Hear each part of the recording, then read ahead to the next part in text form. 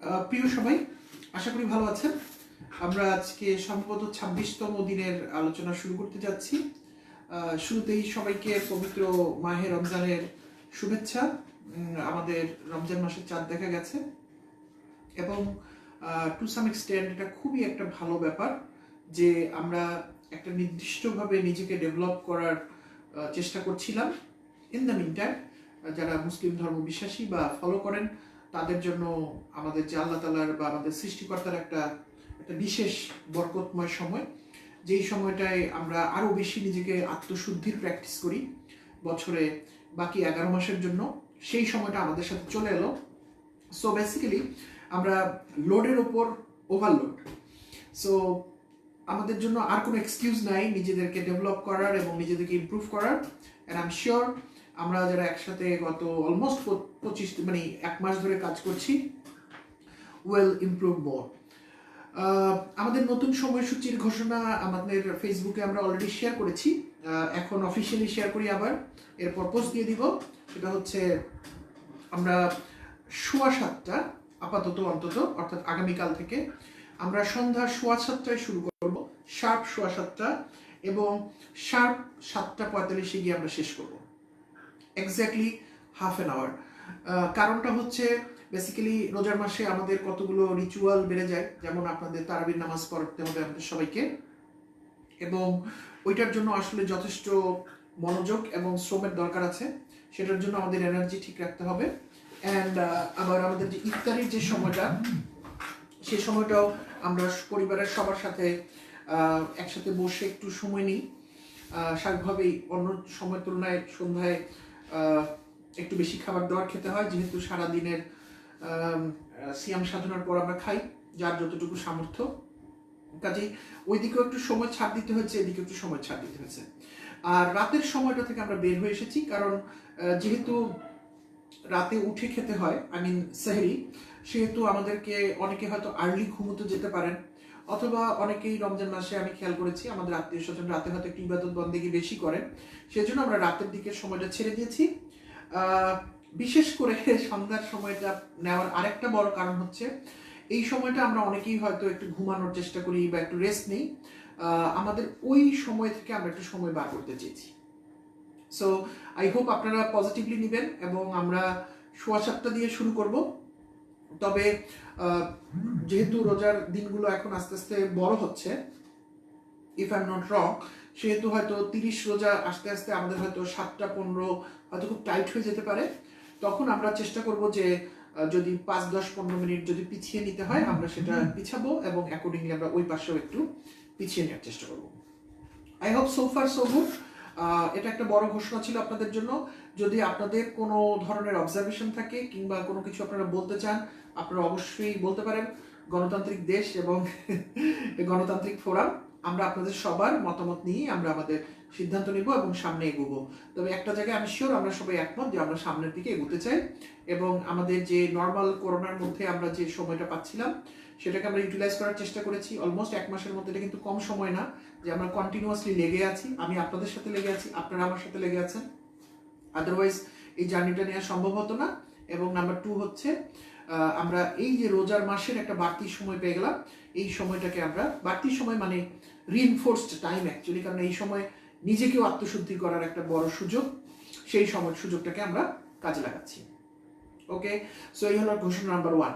ঘোষণা নাম্বার 2 হচ্ছে, আপনারা খেয়াল করেছেন আমরা গত কিছুদিন ধরে কিন্তু আমরা থিওরি থেকে আস্তে আস্তে প্র্যাকটিসের দিকে মনোযোগ দিয়েছি, এবং মাঝখানে আমরা বেশ কিছু কোয়েশ্চেন অ্যান্সার করেছি। কোয়েশ্চেন অ্যান্সার করার মূল উদ্দেশ্য ছিল যে আমরা যে থিওরিগুলো আলোচনা করেছি সেটা আমাদের অ্যাপ্লাইড লাইফে আসলে কিভাবে কানেক্টেড হয় সেই জিনিসটাকে এক্সপ্লেইন করা। So this is more on, আমরা ইউনিভার্সিটিতে পড়তেকালীন সময় থিওরি পড়তাম এবং তারপর ওটা প্র্যাকটিক্যাল ক্লাসে যে আমরা অ্যাপ্লাই করতাম এবং বুঝতাম ও থিওরিটা এভাবে কাজ করে। সো কতটা সেরকম, এবং আমার ধারণা এই প্র্যাকটিক্যাল জিনিসগুলো অ্যান্সার করতে করতে আমরা এই থিওরিগুলো কিভাবে লাইফের বিভিন্ন জায়গায় অ্যাপ্লাই করা যায় বা গিয়েছে সেটা আমরা জেনেছি, এবং সেটা আমাদেরকে বেটার কনফিডেন্স দিয়েছে, এবং আমরা আরও বুঝতে শিখেছি যে আমরা কিভাবে জিনিসগুলোকে কাজে লাগাবো। লাস্টের লাইনটা আমি এই জন্য বললাম যে কারণ হচ্ছে প্রত্যেকের জীবনের ইস্যুগুলো কিন্তু আলাদা এবং ব্যাকগ্রাউন্ড আলাদা, আপনাদের ডিসিশন মেকিং প্রসেস আলাদা। সো আপনারা থিওরিগুলোকে আপনাদের মতো করে কাটেইল করে, আপনাদের মতো করে অল্টার করে আপনারা কাজে লাগাবেন। আমরা যেগুলো আলোচনা করেছি সেগুলোই যে আলটিমেট সলিউশন এরকম আমরা কেউ কখনো বলছি না, কখনো আমরা বলবো না। এটা আপনার জীবনের জন্য যেটা সঠিক এবং আপনি মনে করেন সঠিক সিদ্ধান্ত নেবেন সেটা আপনি প্রয়োগ করবেন। তবে সব ক্ষেত্রে সিদ্ধান্ত নেবেন না, কারণ সিদ্ধান্তের সাথে আমাদের চয়েসের ব্যাপারটা জড়িত, চয়েসের সাথে প্রোঅ্যাক্টিভনেসের সম্পর্ক, প্রোঅ্যাক্টিভের সাথে আমাদের পজ বাটনের সম্পর্ক, পজ বাটনের সাথে আমাদের ইম্পালসিভ থেকে বের হয়ে এসে আমাদের অ্যাকশন ওরিয়েন্টেড হওয়ার সম্পর্ক। এবং ওই পুরো প্রক্রিয়ার মধ্য দিয়ে আমরা ওনারশিপ নিয়ে নিই, আমরা নিজের দায়িত্ব নিয়ে নিই, নিজে নিই। এবং যেহেতু আমরা নিজের দায়িত্ব নিতে নিতে শিখেছি বা শিখছি, আমরা আমাদের নিজেদেরকে অ্যাওয়্যার করেছি আমরা আসলে কি, কোথায় বডি, কোথায় মাইন্ড, কোথায় ইমোশন, আমার লাইফ এনার্জি কোথায়, লাইফ এনার্জির জন্য আমার বেস্ট ডিসিশন কোনটা সেটা আমরা নিব। কেউ একজন জানতে চেয়েছেন, ফরিদুল ইসলাম, সম্ভবত একটু দূরে, এই জন্য আমাকে পড়তে কষ্ট হচ্ছে। কেমন আছেন? আমি আলহামদুলিল্লাহ অনেক ভালো আছি। আই ডোন্ট নো, আজকে সামহাও অনেক বেটার লাগছে। আজকে ওয়েদারও খুব ভালো। আজকে বিকেলে, কালকেও বৃষ্টি হয়েছে, আজকেও বৃষ্টি হয়েছে। সামহাও মনে হচ্ছে যে সব কিছু যদি ধুয়ে মুছে পরিষ্কার হয়ে যেত, কিন্তু আনফর্চুনেটলি করোনা ভাইরাস তো আর বৃষ্টিতে ধুয়ে যায় না, সো দ্যাটস এ প্রবলেম। এবং আমি আরেকটা জিনিস আইডেন্টিফাই করেছি, এটা আমার একদম নিজের মনের ভাবনা, আপনাদের সাথে এই সুযোগে শেয়ার করি। আপনাদেরকে আমি অনেক কথা বলি, খেয়াল করবেন। ছোটবেলায় আমার ক্ষেত্রে বলছি, আমার ধারণা বেশিরভাগ মানুষের ক্ষেত্রে সেরকম, ছোটবেলায় বৃষ্টি দেখলে কিন্তু আমাদের ভালো লাগতো না, আমাদের মন খারাপ হয়ে যেত এবং আমাদের মেজাজ খারাপ হতো। এটা একটা বড় কারণ। বৃষ্টি হলে মাঠগুলো ভিজে যেত, উইকেট, ক্রিকেটের যে জায়গাটা আমরা মাঠে খেলি ওটাতে পানি জমে যেত হয়তো, বা আমার বাসার ক্ষেত্রে তাই হতো, মাঠ পিছলা হয়ে যেত। বাবা মা বলতো ভিজলে তো সর্দি লেগে যাবে, জ্বর হবে, যাস না। সো আমরা নানা কারণে খেলাধুলা থেকে বঞ্চিত হয়ে যেতাম, বা স্কুলে যেতে পারতাম না, বন্ধুদের সাথে দেখা করতে পারতাম না, ইত্যাদি কারণেই সম্ভবত আমরা ছোটবেলায় বৃষ্টি হলে বেশিরভাগ ক্ষেত্রে আমাদের মন খারাপ হয়ে যেত। আপনারা 2-4 জন ব্যতিক্রম হতে পারেন, সেটা আলাদা কথা। কিন্তু আমরা যখন বড় হয়ে যাই তখন আমরা আবার বৃষ্টিকে খুব এনজয় করি এবং বৃষ্টি হলে আমাদের খুব ভালো লাগে। আমি কিছুদিন আগে এটা বোঝার অনেক চেষ্টা করলাম যে আসলে কি হয়, মাইন্ডের ওপরে স্ক্যান করা বলতে পারেন। সো আমি দেখলাম যে বৃষ্টি হলে কেমন যেন একটা মনে হয় সতেজতা আসবে, অর্থাৎ পুরনো জিনিস ধুয়ে যাবে। যেমন একটু আগে বলছিলাম যে মনে হয় যে বৃষ্টি এসে যদি সব ধুয়ে মুছে দিত, কিন্তু করোনা ভাইরাস তো আর বৃষ্টিতে ধুয়ে মুছে যাচ্ছে না। কিংবা করোনা ভাইরাসের আগেও তো বহুবার বৃষ্টি হয়েছে, কই আমাদের মনের পঙ্কিলতাগুলো, আমাদের সমস্যাগুলো, সেগুলো তো আমরা ধুয়ে মুছে ফেলতে পারি নাই। তো আমার যেটা মনে হলো যে সম্ভবত মানুষ হিসেবে আমরা তো প্রকৃতির পার্ট, নেচারের পার্ট। সো আমাদের ভিতরে যে গাদগুলো, যে ময়লাগুলো, যে নেগেটিভিটিগুলো জন্ম নিচ্ছে, নেগেটিভিটি বলতে আমি সব কিছু মিলিয়েই বললাম খারাপ, যত খারাপ কাজ করি আমরা, করি তো অল্প বিস্তর করে ফেলি আমরা। কেউ হয়তো ইচ্ছাকৃতভাবে প্ল্যান করে খারাপ কাজ করে, কারণ সেটাতে তার স্বার্থ নিহিত আছে। কিন্তু যারা আমরা হয়তো প্ল্যান করে করি না, বা অত খারাপ এখনো হওয়ার সুযোগ আমাদের হয়নি, তারাও কিন্তু কম বেশি কিছু নেগেটিভিটি, কিছু অস্থিরতা, কিছু বাইরে থেকে আপত্তিত সমস্যার মধ্যে কিন্তু আমরা থাকি। আমি বলছি 25 দিন আগের কথা, রেস্টার্ট ইয়োরসেলফের ডিসকাশন আগের কথা, আমাদের তো এই প্রবলেমগুলো ছিল বা আছে। সো এই জিনিসগুলো যখন আমাদের মধ্যে জমে, তখন হয়তো আমাদের মনে হয় যে একটা বৃষ্টি যদি হতো, বা বৃষ্টি যখন তৈরি হতে থাকে, মেঘাচ্ছন্ন হয়, তখন আমরা ভাবি যে এই যে সব ধুয়ে মুছে যাবে। এবং ওখানেও কিন্তু আমার যেটা পরে মনে হয়েছে এই রেস্টার্ট ইয়োরসেলফের ভাবনার সাথে মিলিয়ে, যে আমরা যে ন্যাচারাল পার্ট সেজন্যই আমরা এরকমটা মনে করি। কিন্তু বৃষ্টি কিন্তু বৃষ্টির মতো হয়ে যায়, রাস্তাঘাট কিন্তু ঠিকই ধোয়া মোছা হয়ে যায়, পাতার মধ্যে, গাছের পাতায় যে ময়লাগুলো জমে যায় সেগুলো কিন্তু ধুয়ে মুছে যায়। কিন্তু করোনা ধুয়ে মুছে যায় না, কারণ করোনা ভাইরাস বৃষ্টিকে কেয়ার করে না, করোনা ভাইরাস তার মতো করে ছড়াতে থাকে। ঠিক একইভাবে আমাদের মনের ভিতরে যে করোনা ভাইরাস, মনের ভিতরে যে পাপগুলো, মনের ভিতরে যে পঙ্কিলতাগুলো, মনের ভিতরের যে দায়িত্বহীনতাগুলো, মনের ভিতরের যে লোভগুলো, মনের ভিতরের যে ক্ষোভগুলো, মনের ভিতরে যে নেগেটিভিটিগুলো, মনের ভিতরের যে অন্যের প্রতি ঈর্ষা বা হিংসা কিংবা ভয় বা ইত্যাদি ইত্যাদি, সেগুলো তো বৃষ্টি ছুঁতে পারে না। কাজেই বৃষ্টি হবে, এটা আমাদের ভালোই লাগার কথা। আমি কম্পেয়ার করলাম বাচ্চা ভার্সেস অ্যাডাল্ট, বৃষ্টিকে আমরা কিভাবে দেখি। বৃষ্টি ভালোই, আমারও ভালো লেগেছে, এই জন্যই আসলে পিছনের পর্দাটা সরিয়ে দিয়েছি। যদি গ্লাস দেওয়া না হলো, যে কুকুর খুব শব্দ করে মাঝে মাঝে, সেই জন্য গ্লাসটা দিয়ে রাখছি। কিন্তু আমার কাছে মনে হলো অ্যাটলিস্ট কিছুটা কানেক্টিভিটি তো আছে, সেই জন্য এটা সরিয়ে দিলাম। সো আজকে প্রকৃতি খুব ভালো আছে মনে হলো, আমারও ভালো লাগছে, আমি ভালো আছি মোদ্দার কথা। সো আমাদের দ্বিতীয় ঘোষণাটা করতে করতে অন্য কোথায় চলে গেলাম। সো আমরা এখন মোর অন প্র্যাকটিস। সো আমাদের আগামী দিনগুলোতে কিন্তু আমরা প্র্যাকটিসের দিকে বেশি মনোযোগ দিব, এবং আমি আপনাদেরকে অনেক ওয়ার্ক দিব, হোমওয়ার্কের মতো বলতে পারেন, যদি আপনারা রাজি থাকেন। সেটা কেমন ইন্টেন্সিটি হবে আমি এখনই ডিসাইড করতে পারিনি, আমি কাজ করছি ওগুলো নিয়ে। সো বেশ কিছু আমি হোমওয়ার্ক দিব আপনাদেরকে। হোমওয়ার্ক মিনস বাসায় বসে সলিউশন বানাতে হবে না, but you can think on all those things and একটা স্ট্রাকচার্ড মেথডে আপনি কিছু প্রশ্নের উত্তর লেখার চেষ্টা করলেন, মানে অ্যাওয়ারনেস। আমি কিভাবে বুঝবো আপনি অ্যাওয়ার? আপনি তো আমাকে বলতেই পারেন আমি অ্যাওয়ার, কিন্তু বলার মধ্যে তো আসলে মূল বিষয়টা নাই। মূল বিষয়টা হচ্ছে একটা অ্যাওয়ারনেসের প্র্যাকটিসের মধ্য দিয়ে যাওয়া। তো সেরকম প্র্যাকটিসের মধ্য দিয়ে আমরা বিভিন্ন কিছু আবিষ্কার করতে চাই, বের করতে চাই। আমি বেশ কিছু বই স্টাডি করছিলাম, যেগুলোকে আমরা থিওরিগুলোকে কিভাবে আমরা বিভিন্ন অ্যাকশনে কনভার্ট করতে পারি। আমার পার্সোনালি ইচ্ছা হচ্ছে আগামী 30 দিন বা 29 দিন, রোজার যে কয়টা দিন আমরা সুযোগ পাবো, আমরা কোনো না কোনো প্র্যাকটিসের মধ্যে ঢুকে যাব। যেমন অলরেডি আমরা শুরু করেছি, আমরা 30 মিনিটসের জন্য সাইলেন্ট আওয়ার আর সাইলেন্ট মিনিট দিচ্ছি। আমরা সাইলেন্ট ডে আমরা করেছি, আমরা ভবিষ্যতে আরও সাইলেন্ট ডে করতে পারি বা আপনারা করতে পারেন। আমরা আমাদের উইকলি রুটিন প্ল্যান করার কাজে হাত দিয়েছি, একটু হলেও করেছি। সেটাকে আমরা আরো একটা হার্ড অ্যান্ড ফাস্ট করে ফেলতে পারি কিনা, এবং এইভাবে আমরা আরো কিছু প্র্যাকটিসের মধ্যে ঢুকতে চাই। এবং রোজার মাসের যে, অর্থাৎ রোজার মাস বারবার না বলি, আগামী 30 দিন যে সময়টা পাবো বা 29 দিন, এটাতে আমরা আমাদের নলেজটাকে আমরা আরো ডিপে নিয়ে যেতে চাই, স্পেসিফিক এরিয়াতে এবং স্পেসিফিক কাজের মধ্য দিয়ে। কাজগুলো কখনোই ডিপ হবে না, কাজগুলো সিম্পলই হবে, কারণ আমাদের কাজ এবং লাইফ সিম্পল, আমরা সিম্পল ওয়েতে কাজগুলো করে ফেলবো। ওকে, কিন্তু কোনো কোনো থটের হয়তো আমরা একটু ডিপে যেতে পারি, এবং যে আমরা বোঝার চেষ্টা করব, not only through theory, rather এক্সিকিউশনের সাথে আমরা বোঝার চেষ্টা করব যে জিনিসটা আসলে কিভাবে কাজ করে। সো আই হোপ আপনারা রাজি। আমাদের দুইটা ঘোষণা ছিল, একটা হচ্ছে সময়ের ঘোষণা, আরেকটা হচ্ছে আগামী 30 দিন আমরা কোন জায়গাগুলোতে মনোযোগ দিব সেটার ঘোষণা। তাহলে সময়ের ঘোষণা হচ্ছে 7:15 থেকে 8:45। কেউ কেউ একটু সময় 1 ঘন্টা করতে বলেছেন, আসলে এটা কোনো ব্যাপার না, আলোচনা করতে গেলে অনেক সময় বেড়ে যেতেও পারে টাইম, বাট আমরা আধা ঘন্টায় সীমাবদ্ধ থাকার চেষ্টা করব। মোর ইম্পর্টেন্ট হচ্ছে এই আধা ঘন্টার সময় আমরা যা ডিসকাস করব এবং তার আগে বা পরে যে ম্যাটেরিয়ালগুলো আপনাদেরকে আমি ডেলিভার করব বা শেয়ার করব, সেগুলো দিনের বাকি 23 ঘন্টা বা 23.5 ঘন্টা আপনি কিভাবে ইউটিলাইজ করছেন আপনার জীবনে। সেটা যদি ঠিকমতো আপনারা না করতে পারি, তাহলে আমার লেকচার আপনাদের শুনে, আমার কেন, আমার থেকে আরো অনেক বড় বড় গুণী মানুষ আছেন, আমি কিছুই না সেই তুলনায়, সেইগুলো শুনেও আমাদের কোনো লাভ হবে না, যতক্ষণ না আমাদের থিওরিগুলোকে আমাদের প্র্যাকটিক্যাল লাইফে আমরা ইমপ্লিমেন্ট করবো। তাহলে দুইটা ঘোষণা আমি আবার বলছি। ঘোষণা 1, আগামীকাল থেকে আমাদের দেখা হবে 7:15টায়। ঘোষণা নাম্বার 2 হচ্ছে আমাদের কালকে থেকে আমরা অনেক এক্সিকিউশনের মধ্যে ঢুকে যাওয়ার চেষ্টা করব। সো এই দুই রিলেটেড আরেকটা কথা বলে নিই, সেটা হচ্ছে আপনারা সবসময় গ্রুপে ফোকাস রাখবেন, খেয়াল রাখবেন, কারণ আমরা অনেক কিছু কিন্তু হয়ে যাওয়া মাত্র ম্যাটেরিয়ালগুলো আমি শেয়ার করে দিব। কারণ ওই ম্যাটেরিয়ালগুলো হয়তো আপনারা যদি আগে একটু দেখে রাখেন, ডাউনলোড করে যেভাবে হোক, তাহলে আমি যখন কথাগুলো বলবো তখন আপনাদের কানেক্ট করতে সুবিধা হবে এবং আপনাদের কোয়েশ্চেন করতে সুবিধা হবে। কিন্তু আমি যখন বলবো তখন আপনাদের খুলে দেখা দেখি মনোযোগটাও নষ্ট হবে, আবার পরে দেখলে একদিন পিছিয়ে যাবেন। সো আমি যখনই শেয়ার করব, চেষ্টা করবো আলোচনায় যাওয়ার আগেই টেমপ্লেট অথবা কোয়েশ্চেন অথবা what ever the things I will share আমি আগেই করব, আপনার সাথে সাথে ডাউনলোড করে ফেলবেন ইমিডিয়েটলি এবং স্টাডি করে ফেলবেন। ওকে, সো দুটা ঘোষণা শেষ। আরেকটা ছোট্ট ঘোষণা, এটা আপনাদের জন্য এবং আমাদের সবার জন্য। সো এই ভিডিও আরো যারা দেখবে তাদের জন্য, আর আপনাদের বলতে আমি বুঝাচ্ছি যারা রেগুলার জয়েন করছেন এবং রিস্টার্ট ইয়োরসেলফ প্র্যাকটিস করছেন তাদের জন্য। সো গত 2-3 দিন জুম ইউজ করলাম। সত্যি কথা বলতে এর আগে আমি কখনো জুম ইউজ করিনি।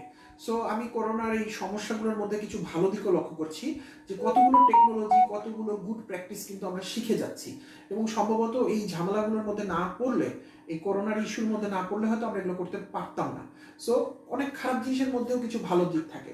সো এই জুমের মধ্য দিয়ে প্র্যাকটিস করা এবং ডিসকাশনের মধ্য দিয়ে আমি অনেক কিছু পজিটিভ পেয়েছি, এবং আমার কাছে মনে হচ্ছে এটা একটা বিশাল বড় সুযোগ, যেখানে আমরা পরস্পর কথা বলতে পারি।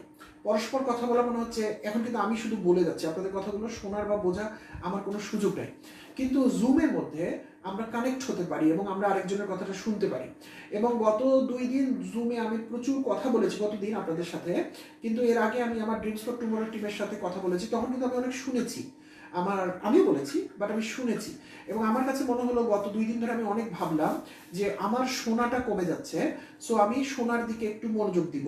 সো আমি যেটা করব, এখন পর্যন্ত ডেটগুলো সেট করি নাই, বাট প্রবলি সপ্তাহে 3 দিন, সম্ভবত রবি, মঙ্গল, বৃহস্পতি, যেভাবে আমি প্ল্যান করছি, রাতের দিকে অর্থাৎ 10টা থেকে 10:30 আমি হচ্ছে জুমের মিটিং কল করব, এবং আপনারা এবং আপনাদের বাইরেও যে কেউ চাইলে সেই মিটিংয়ে জয়েন করতে পারবে।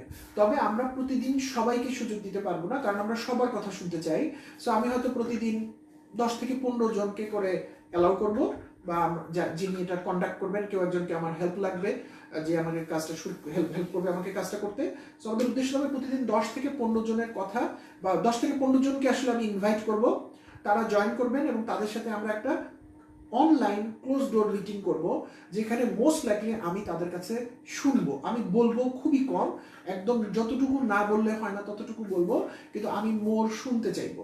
তো শোনাটা কি কি শুনবো? কেউ যখন কোনো কিছু বলতে চাইবে তার ক্ষেত্রে তার অসীম অবাধ স্বাধীনতা, কেউ তো আর আমার কথা শুনে বলবে না।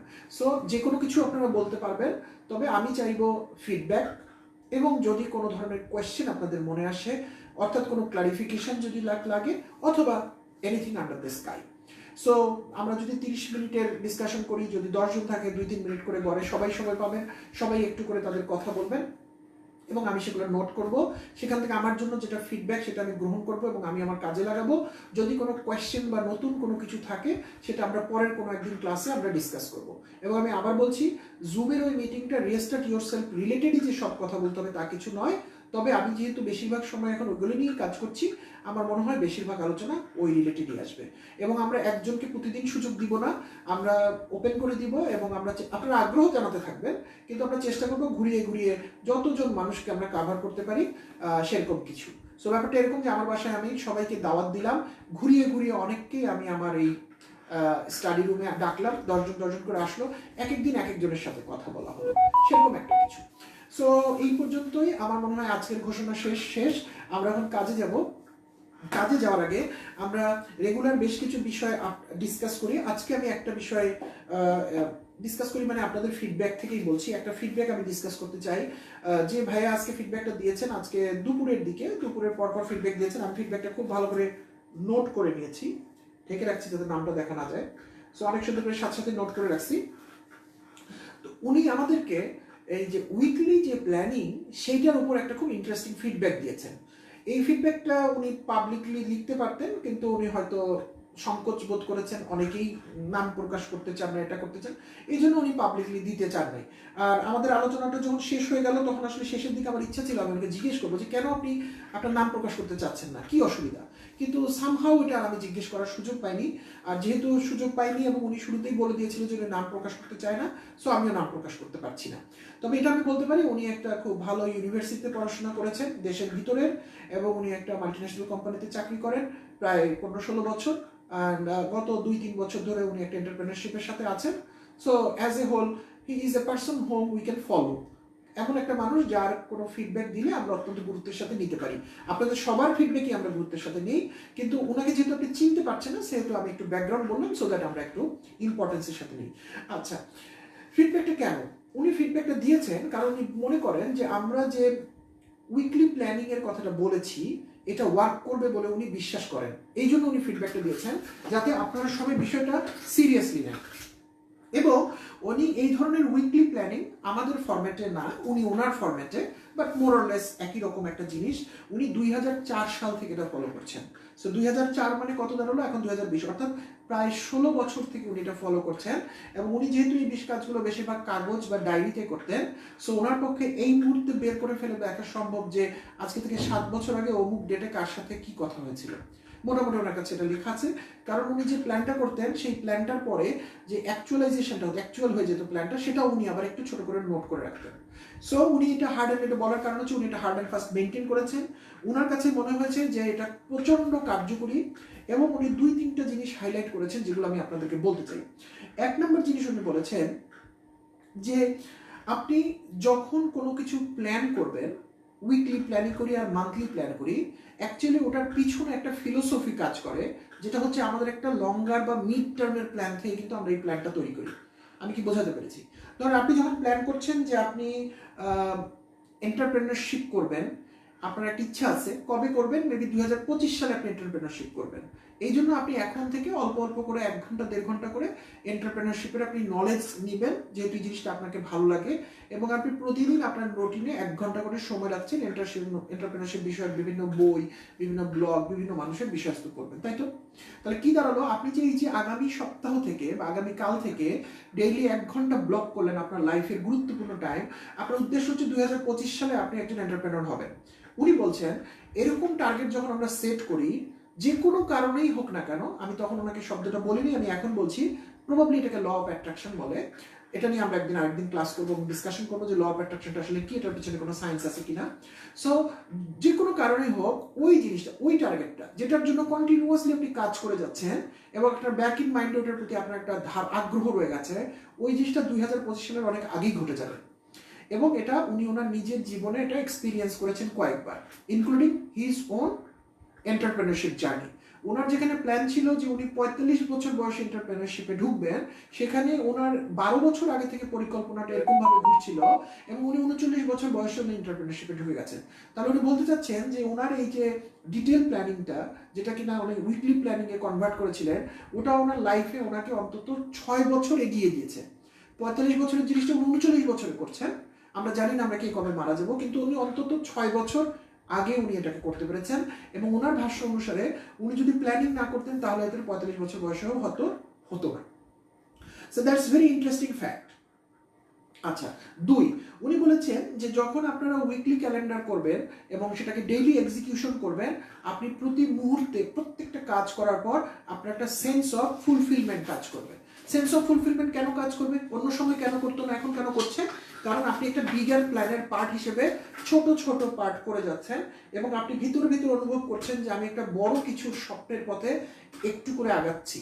কাজে আপনি যদি অনেক লম্বা পথে হাঁটেন এবং যে জায়গাটা আপনি 30 বছর পর পৌঁছাবেন, কিন্তু প্রতিদিন যখন আপনি 10 কদম করে এই পথে হাঁটছেন, আপনি যখন অনেক টায়ার্ড হয়ে একটু রেস্ট দিচ্ছেন, তখন কিন্তু আপনার মনের ভিতরে একটা প্রশান্তি থাকবে যে না, আমি ঠিক রাস্তার দিকে যাচ্ছি।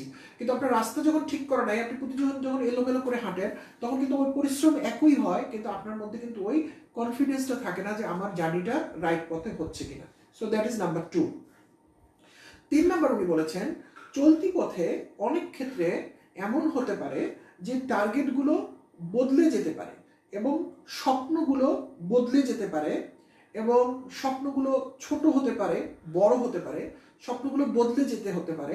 এটা নিয়ে আমাদের সবাইকে উনি দুশ্চিন্তা করতে নিষেধ করেছেন।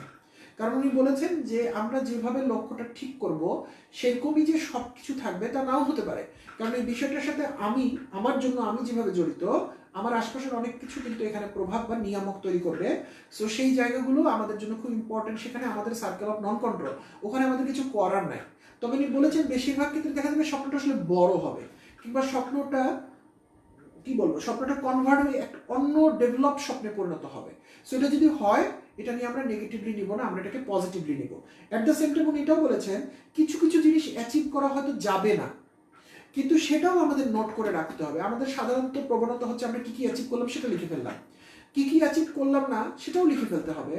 এবং ওই পারলাম এবং পারলাম না, এই দুটা জিনিস পরবর্তীতে আপনি যখন রেট্রোস্পেক্টিভ ওয়েতে দেখবেন, প্রবাবলি উনি হয়তো আজকে থেকে যখন 2010 সালের জিনিস দেখেন, 12 সালের জিনিস দেখেন, উনি তখন বুঝতে পারেন যে ওনার ক্যাপাবিলিটি কি ছিল এবং কি ছিল না। সো আমরা যখন সফল হই সেটাও কিন্তু আমাদের লার্নিং, আমরা বিফল হয়েছি সেটাও আমাদের লার্নিং। কেন বিফল হয়েছি অতটুকু আমাদের জানাটা খুব দরকার, সেটা আমাদের ভবিষ্যতে বেশি আমাদেরকে এনার্জি দিবে বা রাইট ওয়েতে মুভ করতে সাহায্য করবে। সো 3টা বললাম। চতুর্থটা আমার কাছে সবচেয়ে বেশি ইন্টারেস্টিং লেগেছে এবং আমি ওনাকে তখন বলি নাই, কিন্তু আমি এখন বলছি, উনি হয়তো আমাদের কথা শুনছেন বা শুনবেন। আমি কখনো এভাবে চিন্তা করিনি, উনি বলার পরে আমার চিন্তাটা আমার ভিতরে এসেছে। উনি বলেছেন যে আমরা শুরুতে যে রোল বা গোলগুলো বসিয়েছি, তাই মনে আছে আপনাদের যে আমাদের উইকলি প্ল্যানিং এর শুরুতে রোল এবং গোল, উনি বলেছেন এক্ষেত্রে বেশিরভাগ ক্ষেত্রে আমরা ধরে নিয়েছি যে জিনিসটা আমি কেন্দ্রিক। এবং আমরা অবশ্যই রোল ক্রিয়েট করার সময় কিন্তু কিছু অন্য মানুষের কথা বলেছি, বাবা ছেলে, মা ছেলে, সন্তান বাবা, শিক্ষক ছাত্র, অনেকগুলো রোল করেছি। উনি বলেছেন এর বাইরেও কতগুলো রোল থাকতে পারে, যেই রোলগুলো হয়তো আমরা বেশিরভাগ সময় ওভারলুক করে ফেলতেই পারি, কিংবা আমরা হয়তো এভাবে চিন্তা করছি না। ফর এক্সাম্পল, বাবা হিসেবে কাব্য 7 বছর বয়স, কাব্য কিন্তু জানে না ওর জীবনের প্ল্যানিং কিভাবে করতে হবে। ও হয়তো এটা শিখবে 15-16 বছর বয়সে, কারো আরো ছোট সন্তান থাকতে পারে। তাহলে ওর জন্য যেগুলো এখন ম্যান্ডেটরি, সেটা একটা একদম দুধের বাচ্চার ক্ষেত্রে মেবি তার টিকাগুলো দেয়া, যে টিকাগুলো দিলে সে লাইফ লং সেফ হবে কতগুলো ভয়ঙ্কর রোগ থেকে, সেই অবশ্য প্রয়োজনীয় কাজটা কিন্তু সে করতে পারছে না। তাহলে এটা কে করে দেবে তার জন্য? তার বাবা করবে বা মা করবে। একইভাবে একটা বাচ্চাকে কত বছর বয়সে সাঁতার শেখাতে হবে, প্রবলি কত বছর বয়সে নামাজ শেখাতে হবে, কত বছর বয়সে তাকে সাইকেল চালানো শেখাতে হবে, কত বছর বয়সে স্কুল দিতে, এরকম সবগুলো এর মধ্যে কিছু হয়তো আমরা করি, কিছু আমরা করি না, কিন্তু উনি বলেছেন যে আমার কাছে এটা কতটা রেসপন্সিবিলিটির মতো, আমাদের ইউনিভার্সাল রেসপন্সিবিলিটির সাথে মিলে জিনিসটা, যে ওই সন্তানটাকে তার পুরো সময় জুড়ে একটা নির্দিষ্ট সময় পর্যন্ত তাকে আপলিফ্ট করার জন্য, যেদিন পর্যন্ত সে নিজের দায়িত্ব নিজে বুঝে নেবে, তার 8 দিন পর্যন্ত কিন্তু তার দায়িত্ব আমার।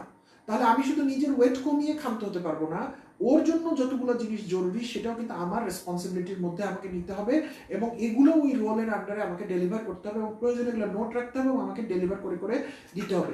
এগুলোকে কখনো যেন আমরা গুড টু হ্যাভ মনে না করি। উনি আরেকটা উদাহরণ দিয়েছেন, যেমন অনেক সময় আমাদের অনেক বৃদ্ধ বাবা মা থাকে যারা হয়তো, উনি স্পেসিফিক এই এক্সাম্পলটা দিয়েছেন, ওটা আমি দিচ্ছি, যারা হয়তো হজে যেতে চান, কিন্তু উনি তো আর একা যেতে পারবেন না, সো ওনার ছেলে, ওনার একমাত্র ছেলে, তারই দায়িত্ব কিন্তু ওনাকে সাথে নিয়ে হজে যাওয়া। তাহলে এটা যদিও আমার জন্য এই মুহূর্তে ফরজ নয় বা আমি হয়তো গুরুত্বপূর্ণ মনে করছি না, কিন্তু আমার যখনই আমি আমার মা বা বাবাকে রেফার করে ফেলবো, তখন আমার জন্য এটা কর্তব্য হয়ে গেল, কারণ ওনারা আমার আন্ডারে রয়েছেন বা আমার রেসপন্সিবিলিটির আন্ডারে আছেন। সো ওনার যাবতীয় জিনিস যেগুলো ওনারা পাচ্ছেন না, আইদার শিশু অথবা বৃদ্ধ, সবগুলো আমার ডেলিভারির আন্ডারে নিয়ে আসতে হবে। এবং উনি আরেকটা খুব ভালো এক্সাম্পল দিয়েছেন, ধরেন আপনার ড্রাইভার, আমার খুব ভালো লেগেছে এটা, থ্যাংক ইউ ভেরি মাচ ভাই। সেটা হচ্ছে ড্রাইভার। আমরা সাধারণত আমাদের ড্রাইভার থাকে, এবং আমরা ড্রাইভারকে, যাদের গাড়ির ড্রাইভার আছে বা এরকম আমাদের কোনো রেগুলার কিছু মানুষ থাকে যারা আমাদের সাথে কাজ করে, এবং আমরা ডিরেক্টলি কিন্তু তাদের উপর নির্ভরশীল। এখন দেখা যাচ্ছে একজন ড্রাইভারকে আমরা একটা নির্দিষ্ট বেতন দিয়ে হয়তো আমরা রেখেছি, এবং স্বাভাবিকভাবেই এটা নিয়ম হচ্ছে ড্রাইভার সাহেব 1 বছর পর বলবে বেতন বাড়ায় দেন, আমি একটু কম বাড়ায় দিব।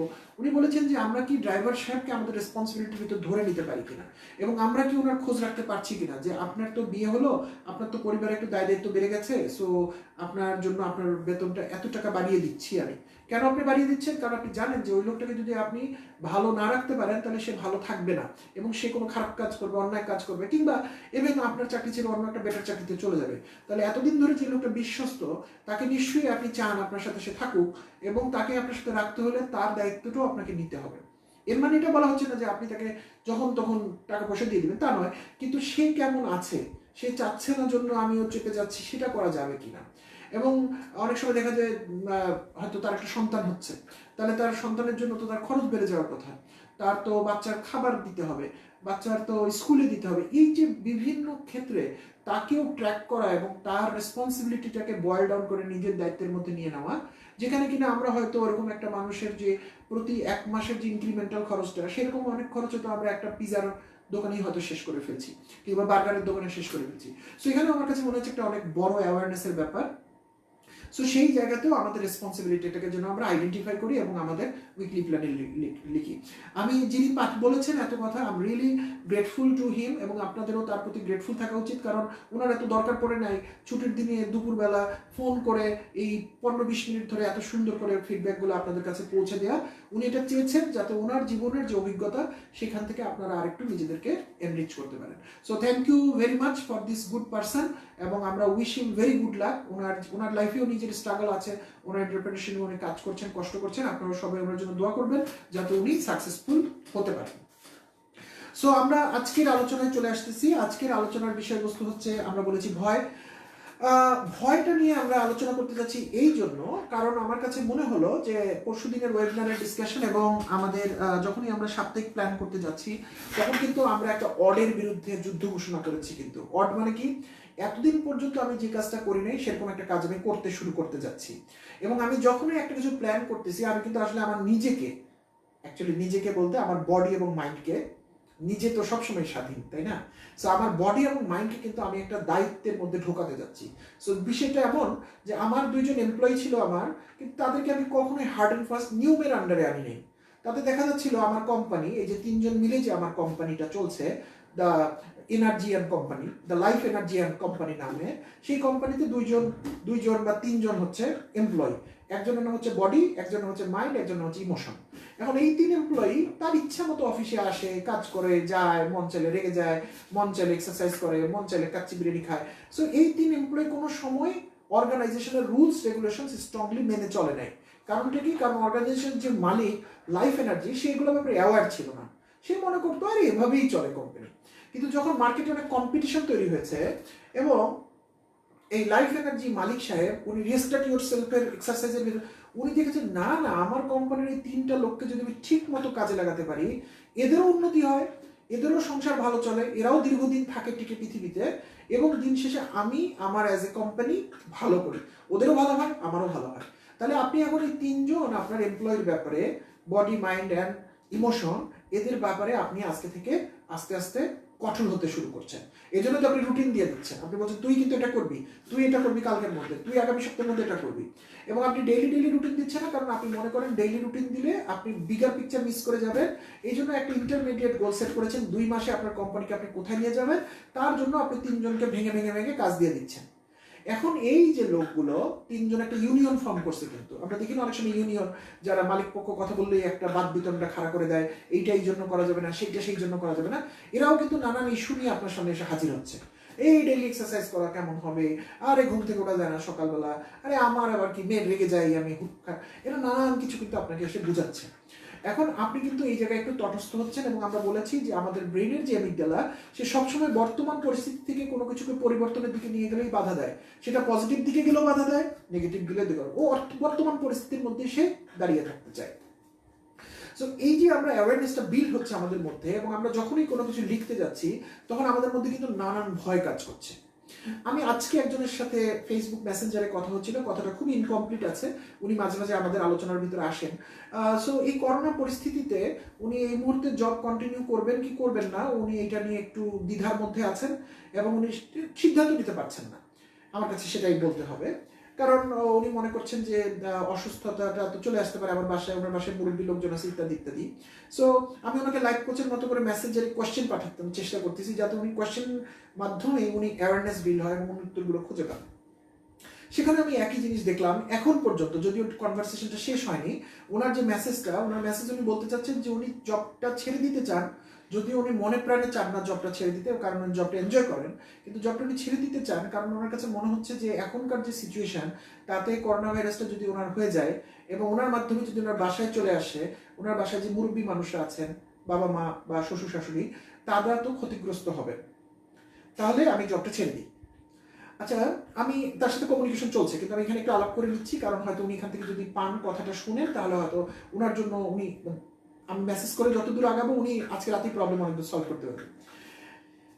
এই যে করোনা ভাইরাসের ভয়ে আমরা একটা জব ছাড়তে চাচ্ছি, আমি ওনাকে একটা কোয়েশ্চেন লিখেছি যে আপনি কি যখন এটা চিন্তা করেছেন তখন কি আপনি নিরপেক্ষভাবে চিন্তা করেছেন না বায়াস হয়ে চিন্তা করেছেন? উনি বলেছে উনি বলতে পারছেন না, উনি নিরপেক্ষভাবে চিন্তা করেছেন না বায়াসভাবে চিন্তা করেছেন। কিন্তু যেহেতু উনি বলতে পারছেন না, তার মানেই আমি বলে দিচ্ছি এখানে বায়াসনেস ছিল। কারণ নিরপেক্ষ থাকলে একটা লোকের বলতে পারার কথা যে না, আমি সব চিন্তা গত 3 দিন ধরে যা ভেবেছি জব ছাড়ার ব্যাপারে, আমি নিরপেক্ষভাবে চিন্তা করেছি। সো উনি বলেছেন উনি নিরপেক্ষ কিনা উনি আসলে বলতে পারছেন না, এর মানে হচ্ছে উনি বায়াস ছিলেন। বায়াস মানে কি? বায়াসনেস হচ্ছে যে কোনো একটা সিচুয়েশনে যেটা হবে বা হবে না আমরা জানি না, কিন্তু আমরা জোর দিয়ে একদিকে ঠেলে দিচ্ছি বিষয়টা। যেমন করোনা পরিস্থিতি, এখন আমরা সবাই আতঙ্কিত, কারণ আমরা জানি না কি হবে, এবং আমাদের সবার আতঙ্কেরটা কোথায় যে বয়েল ডাউন হচ্ছে যে আমার যদি হয়, আমি যদি মরি, তাহলে এটা কি একটা বায়াসনেস না?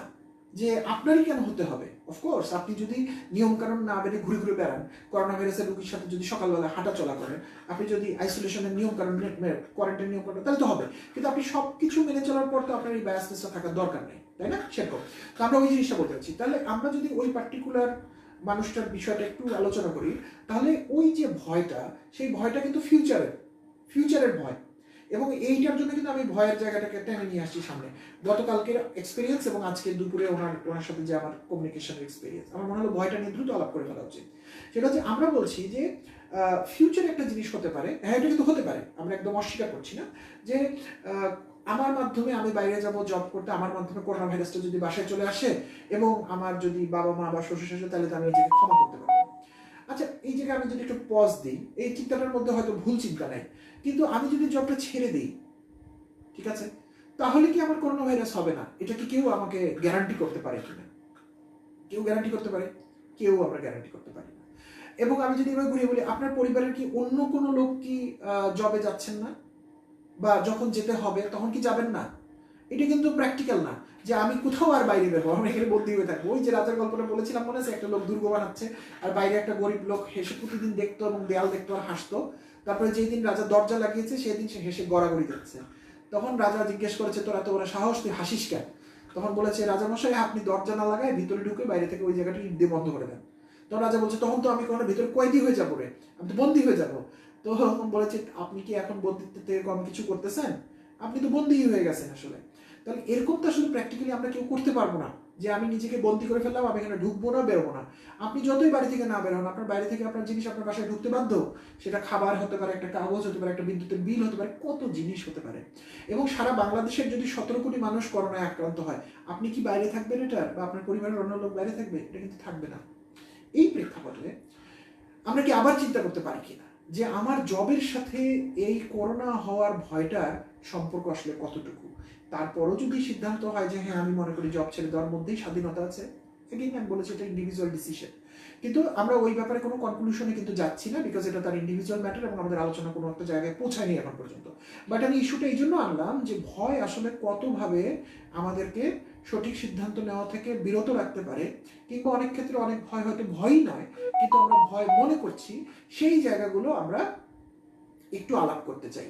তাহলে আমরা ভয়ের ব্যাপারে কয়েকটি বিষয় একটু আলাপ করে নেব। প্রথমত হচ্ছে ভয় পাওয়ার ব্যাপারটা। আমরা কিন্তু করোনা ফরমাতে নাই, আমরা একদম বের হয়ে আসছি, আমাদের যার যার যা যা ভয়। ভয় পাওয়ার ব্যাপারটা স্বাভাবিক কি স্বাভাবিক না? উত্তর হচ্ছে স্বাভাবিক। ভয় পাওয়া মানে আপনার মস্তিষ্ক সুস্থ আছে, আপনি কোনো মস্তিষ্কের রোগে আক্রান্ত নাই। আপনার যে মস্তিষ্কের মধ্যে এমিগডালা নামের একটা অংশ আছে মিডল ব্রেনে, মিডল ব্রেনে যে এমিগডালা আছে সেটা আসলে ভালোভাবে পারফেক্টলি অপারেট করছে, এবং আপনি যে সৃষ্টির আদিকাল থেকে মানুষের যে ডেভেলপমেন্ট হয়েছে এবং ওভার দ্য টাইম মানুষ যে তার বংশানুক্রমে জিনোম বা ডিএনএর মাধ্যমে যে এমিগডালাকে গ্রো করেছে, আপনি একজন মানব জাতির একজন মূল্যবান কর্ণধার হিসেবে সেটাকে আপনি সঠিকভাবে ধারণ করেছেন এবং সেটা ফুললি ফাংশন করছে আপনার ভিতরে।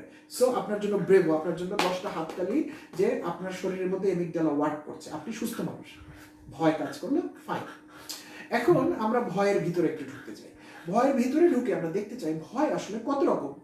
আমরা দেখতে পাচ্ছি যে আমাদের বাংলা ভাষায় আমরা ভয়কে নানা কথায় ব্যবহার করি, এবং শব্দ ব্যবহার কিন্তু অনেক ক্ষেত্রে অনেক ইম্পর্টেন্ট।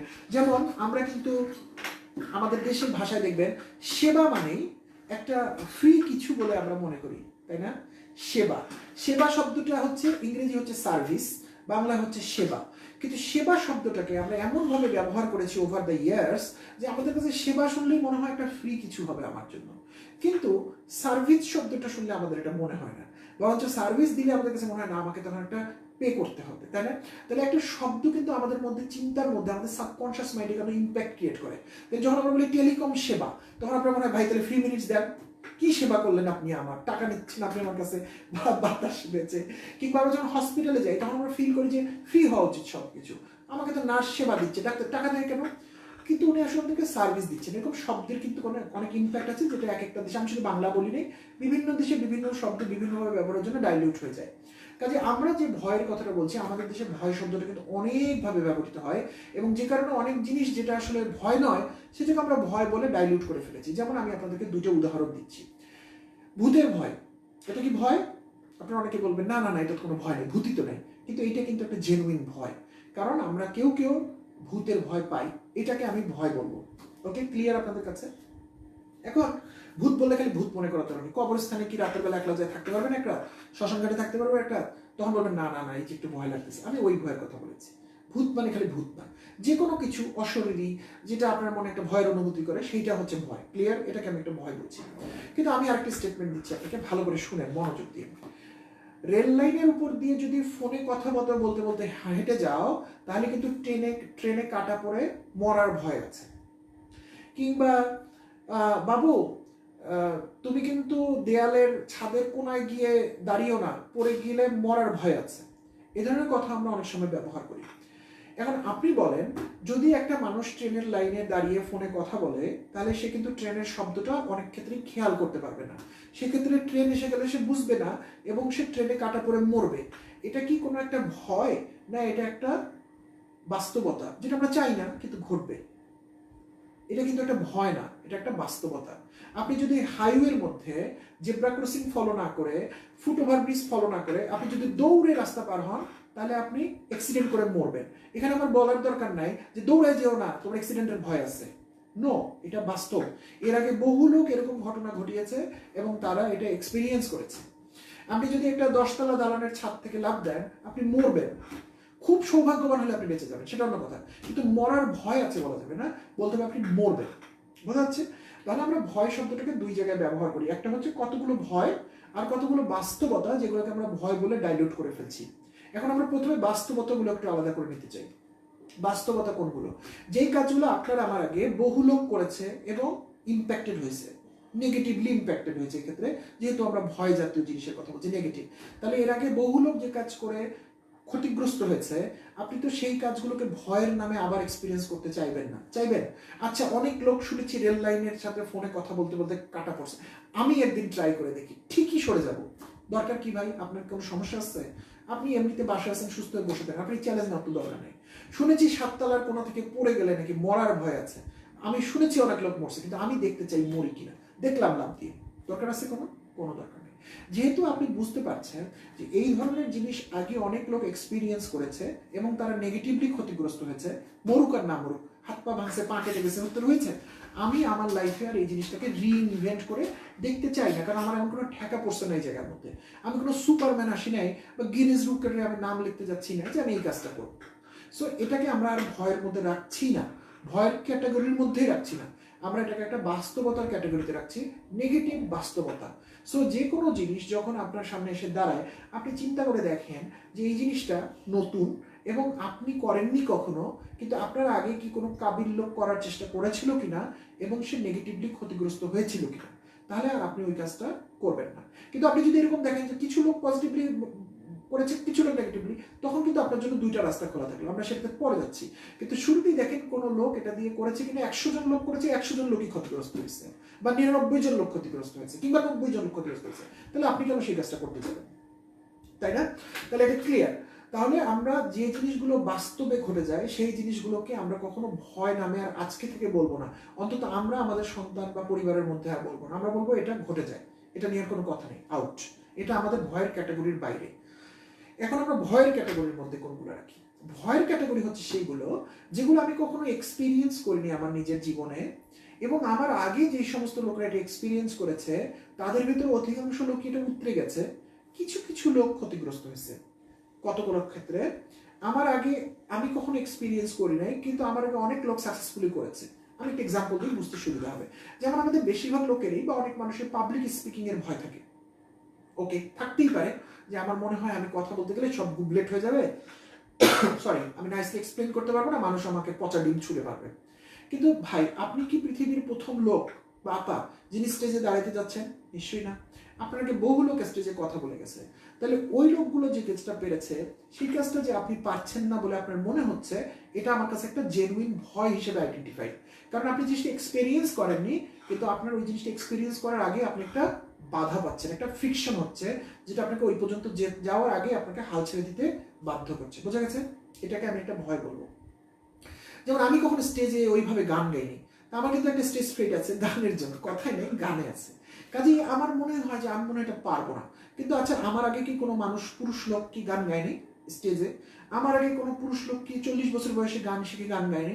উত্তর খুঁজলে পাওয়া যাবে, আছে। তাহলে অন্য লোক যদি পারে, তাহলে আমি কেন পারবো না? আমি তাহলে নিজে হয়তো এটাকে চেষ্টা করে দেখবো, কিংবা ভয় যদি বেশি হয় তাহলে আমি হয়তো চেষ্টা করবো না। এটাকে একটা ভয় বলছি আমি। আরেকটা খুব জেনুইন ভয় হচ্ছে ভূতের ভয়, এই যে গোরস্থানের ভয়, তারপরে মেবি এই যে কি বলে আপনার শ্মশান ঘাটে যাওয়ার ভয়, মরার ভয়, এগুলো কিন্তু জেনুইন ভয়। এখন আমরা যদি ভূতের ভয়টা নিয়ে একটু চিন্তা করি, আপনি দেখবেন ছোটবেলায় আমরা যখন অনেক ছোট থাকি, সেই সময়ের স্মৃতি আমাদের মনে নাই, আপনাদের বাসার ছোট বাচ্চা বা ছোট ভাই বোনদেরকে দেখলে বুঝবেন, ওরা যখন খুব ছোট থাকে, 1 বছর 2 বছর, তখন যারা হাঁটতে শিখে ওরা কিন্তু যে কোনো জায়গায় চলে যায়। আপনি কিন্তু ভয় পান, এই বাবা যাই না, ওখানে অন্ধকার ঘর, ওখানে ময়লা আছে, আপনি কিন্তু সে কিন্তু তার মতো চলে যায়। কিন্তু তখন সে আসলে কোনো কিছুকে ভয় পায় না, মানে ভূতের ভয়টা বলতে হচ্ছে, একটা অন্ধকার ঘরে যাচ্ছে, ভূতের ভয় পাচ্ছে না। কারণ কি? তার মনে কিন্তু এই ধরনের কোনো ইনফরমেশন তার মধ্যে দেওয়া নাই। তার ব্রেইন প্রথমত কনসিয়াস ব্রেইন এবং তারপরে একসময় সাবকনসিয়াস ব্রেইন ভূত জিনিসটা জানেই না, তাহলে ওটা নিয়ে এসে কি জন্য ওয়ারিড, সে চলে যাচ্ছে। কিন্তু এই বাচ্চাটা যখন আরেকটু বড় হচ্ছে, হয়তো সে ক্লাস, কাব্যকে আমি দেখি ও তো কেজি 2-তে, কিন্তু প্রায় আরো 1 বছর আগে থেকে ও নানানভাবে কিন্তু ভূতের জিনিসগুলো এখন শুনেছে, জানেছে, হয়তো ইউটিউবে দেখছে, টিভিতে দেখছে, মানুষের কাছে গল্প, এখন কিন্তু তার একটা ভূতের ভয়ের একটা অনুভূতি তার ভেতর তৈরি হয়েছে। এবং আমি দেখি এমন সে ফ্রেশ রুমে একা যায় না, রাতের বেলা পাশে যে দাঁড়ায় থাকতে হয়। তাহলে এখন সে আর ওইটাকে এক্সপিরিয়েন্স করতে চাচ্ছে না, কারণ তার ভূতের ভয় তৈরি হয়েছে। আমারও ছিল। একটা সময় আসবে যে সময়টা আর আপনি এটা ভয় পাবেন না, তখন আবার কি হবে? তখন আমি আবার অন্ধকার করে, নিশ্চয়ই এখন আপনার আব্বা আম্মা বা হাজবেন্ড বা ওয়াইফকে দাঁড় করে রেখে কিন্তু আপনি বাথরুমে ঢুকেন না, কারণ আপনি বুঝেন যে বাথরুমে আসলে কিছু নেই, লাইট জ্বালালেই সব আলো। বা এমনও না যে আপনি বাথরুমে গেছেন, লাইট অফ হয়ে গেছে, আপনি হাউমাউ করে কাঁদতেছেন, সেরকম কোনো লোক থাকতেও পারে, এরকম থাকে অনেক সময় এক আধজন, কিন্তু মেজরিটি লোক আসলে এরকম আর না। তার মানে কি, আবার একটা নির্দিষ্ট বয়স অতিক্রম করার পর আপনি রিয়েলিটিটা বুঝতে শিখেছেন এবং আপনি বুঝতে পারছেন এর মধ্যে আসলে কিছু নাই। তাহলে একটা নির্দিষ্ট সময় পর্যন্ত আমাদের ব্রেনে, ভূতের ভয়ের এক্সাম্পল দিচ্ছি, আমাদের ব্রেনের মধ্যে একটা অলিক বিষয় আমাদের মধ্যে থাকে, একটা ইনফরমেশন যেটা বাইরে থেকে অবশ্যই আসে, সেটা কনসাস ওয়েতেও থাকতে পারে, সেটা সাবকনসাস ওয়েতেও থাকতে পারে, যেটা আমাদের মধ্যে ওই ইনফরমেশনটা দেয় যে না, অন্ধকারের মধ্যে গেলে ভূত ধরবে, এই হবে সময়। কিন্তু আপনি যখন আরো বেশি এক্সপিরিয়েন্স করেন এবং একসময় আপনার ভিতর ওই ইনফরমেশনটা আবার আসে অবশ্যই বাইরে থেকে, এবং আপনার কনসাস এবং সাবকনসাস ব্রেন কিন্তু ওইটাকে এলিমিনেট করে দেয় যে আসলে এটা কোনো কিছু, এরকম কোনো কিছু নাই, অ্যান্ড দেন আপনি আবার ভূতের ভয় থেকে বের হয়ে আসতে পারেন। এটা হলো বাসার ভিতরে ভূতের ভয়।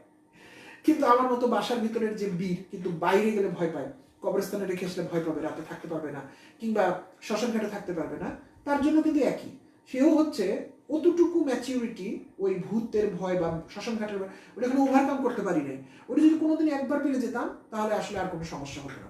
যেমন আমি আপনাদেরকে আমার নিজের জীবন একটা এক্সাম্পল দিই। আগে আমি যখন খুব ছোট ছিলাম, আমার আশপাশের বাসায় যখন কেউ মারা যেত তখন আমি খুব ভয় পেতাম। তখন আমি ছোট বলতে আমি কিন্তু বলছি ক্লাস আই থিঙ্ক 8-9 সময় পর্যন্ত কথা বলছি, তেমন কিন্তু অনেক বড় হয়ে গেছি আমরা। কিন্তু কেউ মারা গেছে এই বাড়িতে ওই বাড়িতে, আমি 3 দিন 4 দিন বাসা থেকে ভয় আর বের হতাম না রাতের বেলা, কিংবা যেখানে দাফন করা হয়েছে তার সাইড দিয়ে হাঁটতাম না, কেমন যেন একটু ভয় লাগতো। কিন্তু আমার একজন চাচা, উনি যখন মারা গেলেন, সম্ভবত এটা আমার এসএসসি পরীক্ষা কিছুদিন পরে, আমি কিন্তু অনেক অনেক অনেক ক্লোজলি ওনারকে মানে ডেড বডি ম্যানেজ করার যে ছোটখাটো কাজ, কিংবা পাহারা দেয়া, পাশে বসে নাক দিয়ে রক্ত বেরোচ্ছে তো তুলাটা ভালো করে দেয়, ওইগুলো কিন্তু আমি নিজে করেছি। এবং উনি যেহেতু আমার অনেক ক্লোজ ছিলেন, তো আমার কিন্তু ওনাকে আর উনি ভয় লাগেনি আমার ওনার। এবং তারপর থেকে কিন্তু ওই মৃত ব্যক্তির প্রতি যে ভয়টা, ওটা আমার চলে গেছে, এবং আমি নিজেও কিন্তু মরে যাবো, এই বডিটাকেই তখন ভয় লাগবে। সো এনিওয়ে, আমি বলতে চাচ্ছি যে ওই যে একবার এক্সপিরিয়েন্স করলাম মৃত ব্যক্তির বিষয়টা আমার কাছ থেকে, তারপর কিন্তু ওটা চলে গেল আসলে, কিন্তু আমার এখনো শ্মশানের ভয় কিন্তু এখনো যায়নি। তার মানে এই ধরনের কিছু ভয় আছে আমাদের মধ্যে, যেটা ওভার দ্য টাইম এক্সপিরিয়েন্স করলে চলে যায়। তাহলে এইটাকে আমরা জেনুইন ভয় বলছি। তাহলে এই ভয়গুলো কত রকম? ভূতের ভয়, স্টেজে দাঁড়িয়ে কথা বলার ভয়, ইন্টারভিউ ভয়, আমি কি ড্রিমস ফর টুমরো 2000 সেন্টার বানাতে পারবো কিনা তার ভয়, রিস্টার্ট ইয়োরসেলফকে আমি আসলে ঠিক মতো ডেলিভারি করতে পারছি কিনা তার ভয়, হাজারটা ভয়। এবং সেই ভয়গুলোই হচ্ছে সেই ভয় যেগুলো অ্যামিগডালা ওখানে ইনজেক্ট করে, অবশ্যই কনসাস আর সাবকনসাস মাইন্ড থেকে ইনফরমেশনটা অ্যামিগডালায় আসে, অ্যামিগডালা হরমোনটা নিঃসরণ করে এবং আপনার সরাসরি ওইটা অনুভূতিটা ছড়িয়ে দেয়, এবং তখন আপনি ভাবেন যে আর এই লক্ষ্যটা মনে হয় আমি ড্রাইভ করতে পারবো না। উইকলি ক্যালেন্ডার আসলে আমি আসলে মনে হয় না ফলো করতে পারবো।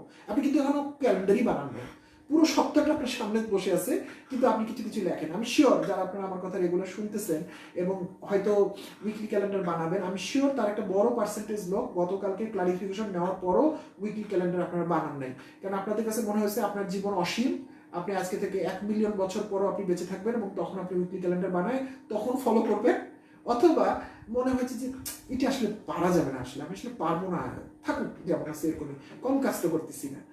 এই যে আপনার মনের ভিতর কোনো একটা দ্বিধা তৈরি করতেছে, সবকিছু রেডি পাওয়ার পর আপনি করছেন না, তার মানে আপনার ব্রেইন কিন্তু আপনাকে, ওই যে এমপ্লয়িটা যে কিন্তু আপনাকে ধোঁকা দিচ্ছে। কাজেই আমরা যদি ভয় জাতীয় জিনিসকে হ্যান্ডেল করতে চাই, তাহলে আমাদের করণীয় কি, আমাদের সেটা দেখা দরকার। এখন আমরা সবসময় বলি যে ভয়কে আপনি ওভারকাম করতে হলে তাকে ফেস করা ছাড়া কোনো রাস্তা খোলা নেই। অর্থাৎ কোনো একটা অন্ধকার ঘরে ভূতের ভয় আছে, এইটা আসলে আছে কি নাই আপনার ব্রেনের ভিতর 100 জন মানুষ বলেও আপনাকে পরিবর্তন করতে পারবে না। আপনাকে দোয়া সুরা ফুকে দিয়ে, আপনার গলায় তাবিজ বেঁধে দিয়ে, কিংবা অন্য কোনো মাদুলি বেঁধে দিয়ে এখান থেকে আপনাকে বের করা সম্ভব না। এটা করার একমাত্র উপায় হচ্ছে আপনাকে অন্ধকার ঘরে সাহস করে ঢুকে এক্সপিরিয়েন্স করতে হবে। আইদার ঢুকে আপনি দেখবেন ভূত আছে এবং আপনি অজ্ঞান হয়ে পড়ে মরে যাবেন, অথবা অজ্ঞান হয়ে যাবেন, অথবা আপনি এক্সপিরিয়েন্স করে বের হয়ে আসবেন যে আমি সুস্থ হয়ে বেরিয়ে আসছি, আসলে ওখানে কোনোদিন আর কোনো ভূত ছিল না, ভবিষ্যতে আমি কোনো অন্ধকার ঘর ভয়কে আর কোনোদিন বিশ্বাস করি না। সো নিজে থেকে এক্সপিরিয়েন্স করা ছাড়া এর কোনো রাস্তা খোলা নেই। So that's number 1। নাম্বার 2, যখন আমি ভয়কে এক্সপিরিয়েন্স করতে চাই সরাসরি, তখন আমি ফুল ফেস করব না হাফ ফেস করব? ফুল ফেস হাফ ফেস মানে হচ্ছে আমি হাফ হার্টেড করব না আমি ফুল হার্টেড করব? আপনি যদি হাফ হার্টেড করেন, you are going to miss, আপনাকে ভূত ধরতে বাধ্য। কারণ কি, ভূতের এক্সাম্পলটা বারবার বলছি, ইট নট নেসেসারি ভূত, এটা ইন্টারভিউ, এটা পাবলিক স্পিকিং, এটা আপনার স্বপ্নটাকে ড্রাইভ করা, ইত্যাদি ইত্যাদি। কারণ ওই যে হাফ হার্টেডের সার্টেন পার্সেন্টেজ আপনি যে ধরে রাখবেন যে অতটুকুতে আপনি ফুল দিচ্ছেন না, ওইটাই আপনার বাকি পার্সেন্টেজকে খেয়ে ফেলার জন্য যথেষ্ট। কারণ আমরা আগে বলেছি যে আমাদের লজিক্যাল মাইন্ড কিন্তু সামনে থেকে ড্রাইভ করে, ব্রেইনের প্রিফ্রন্টাল কর্টেক্স যদি ভুল না বলি, সামনে থেকে ড্রাইভ করে, লজিক দিয়ে সবকিছু এক্সপ্লেন করার চেষ্টা করে। আর ভয়ের যে অনুভূতি ওটা কিন্তু আসে পিছন থেকে। এবং আপনার সাবকনশিয়াস মাইন্ড যদি একবার অ্যাক্টিভ হয়ে যায়, কনশিয়াস মাইন্ডের উপর জায়গা ধরে ফেলে, ওকে সে হারায় দিবে এবং আপনার সত্যি সত্যি ভূত ধরবে। আপনি নানান কিছু দেখতে পাবেন, বড় ছোট মাঝারি সুপারি গাছের সমান মানুষ, বহুত কিছু দেখে আসবেন এবং বলবেন জাভেদ ভাইয়ের কথা শুনে ভূতকে জয় করতে যায় এখন আমি শেষ। কারণ আপনি হাফ হার্টেড ট্রাই করছেন বা হাফ ফেস ট্রাই করেছেন। আপনি এটা খেয়াল করেছেন কিনা আমি জানি না, আমি নিজের এক্সপিরিয়েন্স করছি। আমার একবার প্ল্যান, আমি এটা বানাবো যদি আমি বুদ্ধি পাই বা একটা রাইট পদ্ধতিটা পাই। আমি কোনো একটা ট্রেনিংয়ে গিয়েছিলাম এবং ওই ট্রেনিংয়ে গিয়ে দেখেছি যে কাচের উপর দিয়ে হাঁটতে বলে, ভাঙা কাচের উপর দিয়ে হাঁটতে বলে। আপনারা কেউ এটা এক্সপিরিয়েন্স করেছেন কিনা আমি জানি না। এটা একটা ওয়ান্ডারফুল এক্সপিরিয়েন্স, যদি কারো কোনোদিন সুযোগ হয় অবশ্যই করবেন। আপনি দেখবেন ম্যাজিশিয়ানরা বা বিভিন্ন জাদু ঠিক না, যারা ম্যাজিক দেখায় বা সার্কাস দেখায় তারা এটা করে। সো ভাঙা কাচের টুকরো ফেলানো থাকে, ওগুলো কিন্তু জেনুইন কাচ, একদম কাচ ভেঙে আপনার সামনে ফেলে দিবে। এবং ওরা বলে যে আপনি যখন এটার উপরে হেঁটে যাবেন, কোনো ভয়, ওই যে দেখেন ভয়, কেন আমরা হাঁটতে পারি না, মনে হয় পা কেটে যাবে, এটা কি পা কাটার ভয়। কিন্তু ম্যাজিশিয়ান কিভাবে যায়, কিভাবে সার্কাসের লোকটা যায়। তার মানে আপনি কি করলেন, আমি এটা নিজে থেকে এক্সপিরিয়েন্স করে দেখতে চাই পা আসলে কাটে কিনা। এরপর ওরা আপনাকে বলবে ঠিক আছে তুমি চেষ্টা করবা, কিন্তু তোমার সামনে 2-3টা শর্ত আছে। সেটা হচ্ছে তুমি পায়ের তলাটাকে সবসময় সোজা রাখবা, তুমি এটাকে ভাঁজ করবা না, তুমি সোজা ফেলবা এবং কনফিডেন্টলি ফেলবা। কনফিডেন্টলি মানে কি, যদি আমি সোজা না ফেলি তাহলে পাটা কুকড়ে যাবে। মনে হচ্ছে আমরা কিভাবে ইয়ার মধ্যে হাঁটি, কিভাবে পিছলা জায়গার মধ্যে হাঁটি, কিভাবে পাটা কিন্তু আমরা শক্ত করে মাটিতে ধরে থাকার চেষ্টা করি, তাই না? মনে আছে এক্সপিরিয়েন্স করে দেখে পা দিক আঁকড়ে যাবে। No, don't do that. তুমি নর্মাল ফেসে ফেলবা, যেন তুমি স্মুথ দেয়ালের মধ্যে হেঁটে যাচ্ছ। আর কি করবা, তুমি কনফিডেন্টলি ফেলবা। কনফিডেন্ট না থাকার কারণ কি, এটাকে বলে কনফিডেন্সের অভাব। আপনি নিশ্চয়ই নর্মাল হাঁটার সময় এভাবে হাঁটেন না, নর্মাল সময় স্টেপ বাই স্টেপ হেঁটে চলে যান, নিশ্চয়ই ভেবে ভেবে পা ফেলেন না। বাট পিচ্ছিল জায়গায় যেখানে একটু ময়লা আবর্জনা আছে, কাঁচ ভেঙে টুকরো পড়ছে, আমরা কিন্তু সাবধানে সাবধানে পা ফেলি। তার বলছে কনফিডেন্সের সাথে ফেলবা। আমি এরকম ভাবে ফেলেছি, সিম্পল স্টেপ। অবশ্যই আমি ভয় পেয়েছিলাম এবং মনে করেছিলাম আমাকে দিতে সম্ভব না। Normal face, step step step, আমি পার হয়ে চলে যাই। আমার মনে হয় আমি 4টা বা 5টা স্টেপ দিয়েছিলাম। যদি আমি চাচ্ছিলাম একটু তাড়াতাড়ি পার হয়ে যেতে, এটাও কিন্তু ঠিক না। যতগুলো স্টেপ লাগবে ততগুলো স্টেপ। আমার পায়ে কিছু গুঁড়া লেগেছিল, তারপরে ব্রাশ দিয়ে পরিষ্কার করে দিল এবং আমার পা কিন্তু কাটে নাই। কিন্তু যারাই পাটাকে কুকরানোর চেষ্টা করছে কিংবা যারা এলোমেলো ফেলছে, তাদের ক্ষেত্রে পা কেটেছে। কেন কেটেছে বলতে পারেন? কারণ আমাদের যে কাঁচ ভেঙে ফেললে যে কাজগুলো থাকে, সেটা কিন্তু 2 কারণে কেটে যায় আপনার। একটা কারণ কাটার হচ্ছে ওর ধারালো জিনিসগুলো সূচের মতো উঁচু হয়ে থাকে এবং ওই জিনিসগুলো আপনাকে কেটে দেয় যদি আপনি ওখানে সারফেসটাকে মুভ করেন। অর্থাৎ একটা ধারালো জিনিস আপনার হাতে যদি পড়ে থাকে, জীবনেও আপনার হাত কাটবে না। তখনই কাটবে যখন আপনার হাত থেকে মুভ করবেন ওই ধারালো জিনিসের উপরে।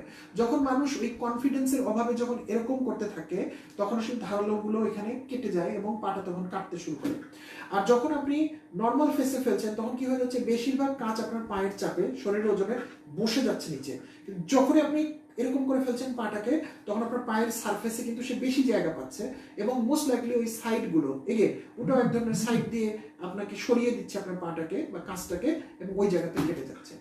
এটা আমি যদি আপনাদেরকে কোনোদিন করিয়ে দেখাতে পারতাম, তাহলে এটাকে এক্সপ্লেন করে বলা যায় না। কতগুলো এক্সপিরিয়েন্স আছে, এক্সপ্লেন করে কোনোদিন বোঝানো যাবে না। সো এই উদাহরণটা আমি এই জন্য দিয়েছি যে আপনি যখন ভয়কে ফেস করবেন, আপনি ফুল ফেসে ভয়কে ফেস করবেন। আপনি যদি হাফ ফেসে ফেস করেন, তাহলে আপনি নির্ঘাত আপনার পা কেটে যাবে এবং আপনি পরে সেগুলো জাহেদ ভাইয়ের কথা শুনে আমার পা কাটা গেল, জাহেদ ভাইয়ের কথা শুনে আমার বুদ্ধ হলো। কিন্তু আপনি যদি ফুল ফেসে করেন, তাহলে আপনি এখানে আটকাবেন না এবং আপনি এটা ওভারকাম করে যাবেন। তাহলে ভয় নিয়ে আমরা আজকে আমাদের রিস্টার্ট ইয়োরসেলফের ভাষায় যা বলেছি, আমি সংক্ষেপে একটু সামারি বলি। আমরা ভয়কে প্রথমে 2টা ভাগে ভাগ করে ফেলেছি। একটা ভাগে কি আছে, যেগুলি জেনুইন ভয়, আপনার আগে জেনুইন বাস্তবতা, যেগুলো আপনার আগে অনেক কাবিল লোক করেছে এবং ধরা খাইছে, সেই কাজটা আপনি দয়া করে করবেন না। এটা কোনো ভয় না, এটা বাস্তবতা, আউট। এরপর থাকলো ভয়। ভয় কোন জিনিসটা, আপনি কখনো এক্সপিরিয়েন্স করেন নাই, কিন্তু আপনার কাছে মনে হয় আপনার আগে অনেক লোক সাকসেসফুলি পার পেয়ে গেছে কিংবা আপনার আগে রিজনেবল অ্যামাউন্ট অফ পার্সেন্টেজ লোক সাকসেসফুলি ওভারকাম করে গেছে। তাহলে সেইটা হচ্ছে আপনার এক্সপিরিয়েন্স করা হয় না, কিন্তু আপনার মতো অনেক লোক সেটা করেছে। তাহলে আপনি কি করবেন, আমি এটা এক্সপিরিয়েন্স করতে চাই। এক্সপিরিয়েন্স না পড়া পর্যন্ত আমি ছাড় দিব না। ওকে, ডিসাইডেড ফর এক্সপিরিয়েন্স। এক্সপিরিয়েন্সটা কিভাবে করবেন, ফুল ফেস। অর্থাৎ এখানে আমি কোনো ভয় পেয়ে কুকড়ায় যাব না, আমি পুরোপুরি নিজেকে আমি ওটার সামনে গিয়ে দাঁড়াবো। আর 2 হচ্ছে উইথ কনফিডেন্স, অর্থাৎ আমি আমার যাবতীয় প্রিপারেশনটা নিয়ে নেব এবং কনফিডেন্সের সাথে মুভ করব। যদি আমার ওটা প্রবলেমটা এক্সিকিউটও করে, তারপর আমি বেস্ট অল্টারনেটিভ যেটা থাকবে ওই মুহূর্ত পর্যন্ত বেস্ট, ওইটা দিয়ে আমি বের হয়ে চলে যাব। করোনার কথা দিয়ে শেষ করি আজকে। করোনায় আমরা যে কোনো সময় যে কেউ আক্রান্ত হতে পারি। সো 2টা কনসিকুয়েন্স হবে যদি করোনায় আমরা কেউ আক্রান্ত করি। প্রথমত আল্লাহ না করুক, তারপরে হতে পারি। একটা কনসিকুয়েন্স হবে আমরা মরে যাব, একটা কনসিকুয়েন্স হবে আমরা বেঁচে যাব। এর বাইরে আসলে কোনো অপশন নাই। এখন আপনি বলেন, এর আগে করোনায় রোগীতে আক্রান্ত হয়ে মানুষ মারা গেছে কি গেছে না? গেছে। এর আগে করোনায় আক্রান্ত হয়ে মানুষ সাকসেসফুলি বের হয়ে আসছে কি আসছে না? আসছে। দুটোই হয়েছে। তাহলে আপনার ক্ষেত্রে কোনটা হবে? আমি শিওর এটা জিজ্ঞেস যখন করেছি, যারা একা একা বিভিন্ন জায়গায় বসে শুনছেন, প্রথমেই আপনার এমিগডালা এখানে সিক্রেট করছে আমি বোধহয় মারা যাব। ওকে, তাহলে এটা হচ্ছে একটা পিওর ভয়। কারণ আপনি করোনা ভাইরাসে না মারা গেলে আপনি কোনো না কোনো কারণে মারা যাবেন, এটা আপনার ব্রেন খুবই ভালো করে জানে। তারপরে এমিগডালা আপনাকে একটু ডাইভার্ট করার জন্য বললো আমি মনে হয় মারা যাবো, তাহলে আমার জায়গায় আমি স্বার্থপর হয়ে গেলাম। এখন আপনি স্ট্যাটিস্টিক্স দেখেন যে যত লোক করোনা আক্রান্ত হয়েছে তার মধ্যে মেবি বাংলাদেশের ক্ষেত্রে হয়তো 7% বা 6%, জানি না, ওয়ার্ল্ড ওয়াইড 4%, ধরে নেন 10% লোক মারা গেছে, কিন্তু 90% লোক সুস্থ হয়ে বের হয়ে আসছে। তাহলে যে কোনো স্ট্যাটিস্টিক্স বলে যে আপনিও যদি এটার মধ্যে ঢুকেন, আপনি 90% চান্স আপনি সুস্থ হয়ে বের হয়ে আসবেন, 10% চান্স আপনি সুস্থ হয়ে বের হয়ে আসবেন না। তাহলে যে পার্সেন্টেজটা এত কম, আপনি সেটা নিয়ে এত ওয়ারিড হচ্ছেন কেন? আপনি বড় পার্সেন্টেজটা কেন নিতে পারছেন না? কারণ ওই যে, যদি আমি এটা প্রথমে ফেস করতে চাই না, তারপরে যখন আমি ফেস করতে যাচ্ছি তখন বড় পার্সেন্টেজ থেকে ছোট পার্সেন্টটা আমাকে খেয়ে ধরছে। এবং এটা যদি হয়, আমি নিশ্চিত করে বলে দিচ্ছি আপনি করোনা ভাইরাসেই মরবেন। এবার করোনা ভাইরাস আক্রান্ত হয়ে না মরলেও আপনি করোনা ভাইরাসের ভয়েই মরবেন, অথবা করোনা ভাইরাসের ভয়ে আপনি হার্ট অ্যাটাক করে মরে যাবেন। আপনারা তো জানেন, অনেক উঁচু বিল্ডিং থেকে যারা পড়ে যায় তারা কিন্তু নিচের দেয়ালে আঘাত লাগার আগেই মারা যায়। কারণ 100 তলা থেকে পড়ে গেলে 50-55 তলা পৌঁছার আগেই হার্ট অ্যাটাক হয়ে মানুষটা মারা যায়। সো মরার কিন্তু খালি উসিলা দরকার, মরা কিন্তু করোনা ভাইরাস দিয়ে হয় না। এবং আরো ইন্টারেস্টিং তথ্য হচ্ছে, আমরা সব লোকই কোনো না কোনো দিন মারা যাবো। পৃথিবীতে এমন কোনো লোক নাই যে লোক করোনা ভাইরাস উতরে গেছে জন্য তাকে 200 বছর এক্সট্রা আয়ু দিয়েছে, কেউ দিতে পারবে না এটা। সো আমাদেরকে যেহেতু মরতে হবেই, করোনাকে যেহেতু আমাদের ফেস করতে হবেই, so why not, let's do it full face. এবং যদি করোনায় আমরা আক্রান্ত হইও, আমাদের মনে আমরা 100% বিশ্বাস রাখবো যে আমরা সুস্থ হয়ে যাব। কেন এটা ইম্পর্টেন্ট? কারণ আপনি যা খান, সেটা ওষুধ, rest, what ever it is, এটা বয়েল ডাউন হয়ে আপনার শরীরের ভিতর কিন্তু কতগুলো কেমিক্যালে রূপান্তর হয়। এবং সেই কেমিক্যালগুলো কি কাজ করবে না করবে আপনার পুরো শরীরে, তার বস কিন্তু এইখানে বসে রয়েছে। কারণ এই বস আপনার ওই বাইরের কেমিক্যালগুলো আসা ছাড়াও সমস্ত কেমিক্যাল নিয়ন্ত্রণ করে। এবং বিশ্বাস করেন আর না করেন, করোনা ভাইরাসের থেকে ভয়ঙ্কর ভাইরাস প্রতি মুহূর্তে আপনার এই ব্রেইন সব সিক্রেশন দিয়ে সাইজ করতেছে ভিতরে। সো এত কিছু যদি পারে, আপনারই তো ব্রেইন, আপনারই সার্ভেন্ট, ওকে আপনি বলে রাখেন যে করোনা ভাইরাস আসলে সাইজ করে দিবা, আমি তো তোমার সাথে আছি। সো আপনার যদি ব্রেইনের ওই কনফিডেন্সটা থাকে, আপনার মন এবং ইমোশনের যদি কনফিডেন্সটা থাকে, শরীর যদি আপনার সাথে থাকে, আপনি সব রোগ বালাই উতরে যেতে পারবেন। কিন্তু যদি মনের কনফিডেন্স না থাকে, তাহলে আপনাকে অনেক ওষুধ দিয়ে, অনেক বড় আইসোলেশনের মধ্যে রাখে, অনেক ভেন্টিলেটর দিয়ে আপনাকে বাইর করা যাবে না ওইখান থেকে সুস্থ করে। সো আই হোপ আল্লাহ না করুক আপনাদের এই ধরনের কোনো কিছু হয়। রমজান মাসের শুভেচ্ছা থাকলো। আজকে 1 ঘন্টা করে ফেললাম, মোর দেন 1 ঘন্টা। ইনশাল্লাহ আমরা কালকে থেকে 7:15 জয়েন করবো। আর একটা সার্কুলার যাবে হয়তো জুম মিটিং করার জন্য, এটা আপনার কনফিউজ হবেন না, যাদের আগ্রহ আছে তারা জয়েন করবেন। কোনো পার্টিকুলার টপিক নিয়ে ওই ডিসকাশনগুলো হবে না, ওই ডিসকাশনগুলো হবে আগামী কিছুদিন রেগুলার, হয়তো সপ্তাহে 3 দিন রাত 10টার দিকে, যেখানে আমি মোর অন আপনাদের কাছ থেকে শুনতে চাইবো। যাদের আগ্রহ লাগবে, it's like invitation to my study room. Javed ভাইয়ের স্টাডি রুমটা আমি ভার্চুয়ালি দেখে আসি কতটা সেরকম। So wish you very good luck. আপনারা সবাই ভালো থাকবেন, সবাইকে পবিত্র মাহে রমজানের শুভেচ্ছা জানাচ্ছি। সুস্থ থাকবেন, বিশেষ করে যেহেতু রোজার মাসে আমাদের সারাদিন খাওয়া অনেক কম হয়ে যায়, সো আমাদের লিকুইডের অভাব পড়বে, আমাদের ওষুধ খাওয়ার হয়তো শিডিউলগুলো চেঞ্জ হয়ে যাবে। But take care on all this. এবং যখন রোজাটা ভেঙে ফেলবো, আমাদের এবার অবশ্য সুযোগই কম, আমাদের প্রচুর গাদা খাবার, প্লেট ভর্তি খাবার, হালিম টালিম ইত্যাদি সুযোগই কম। I am really happy for that.